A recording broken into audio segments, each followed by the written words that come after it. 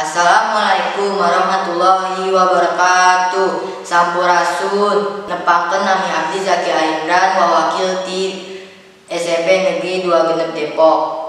Abdi baris midangkeun dongeng anu judulna Reungit Sok Disadana Ceuli.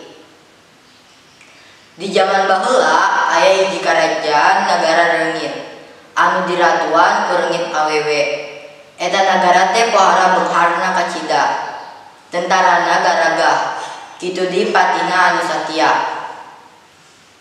Nyi Ratu kacida gindingna, pakeanana harurung herang, ditambah make gelang jeung suung emas. Mani wibawa pisan pokoknya mah Nyi Ratu teh. Dina hiji peuting keur jemplang-jempling, aya hiji jelema nu asup ka karajaan Reungit eta. Kabeneran tentara anu jaragana teh sarita Ridra. Atuh jongjon eta jelema anu asup ka kamar ratu.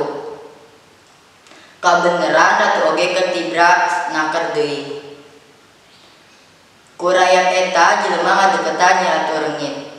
Tuluy sueuh emas nu dipake ku Ratu Reungit dicokot, tapi kakarak ge dicokot sebelah. Ratu Reungit kaburu hidang manten, tuluy gogorokan. Tulung, tulung, tulung. Eta jelema terus langsung kabur kaluar bari mamawa suung sebelah. Tentara anu jaraga tuluy ngarudak, tapi eta jalma angger teu kasusul. Isukna nyatu marentah ka tentara jeung rahayatna. Sakabeh bangsa Reungit kudu raengan suung anu dipaling eta. Tempoan kabeh dina unggal ceuli jelema, ceuk Ratu Reungit teh. Ti harita sakabeh Reungit nareangan eta suung nepi ka kiwari. Reungit-reungit teh masih keneh nareangan eta suung nu sabelahna.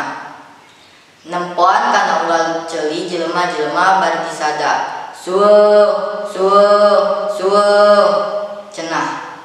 Amanat tina dongeng tadi, urang teu meunang bareng cokot banda batur nu lain milik sorangan. Mung sakitu dongeng ti abdi, atur nuhun. Wassalamualaikum warahmatullahi wabarakatuh.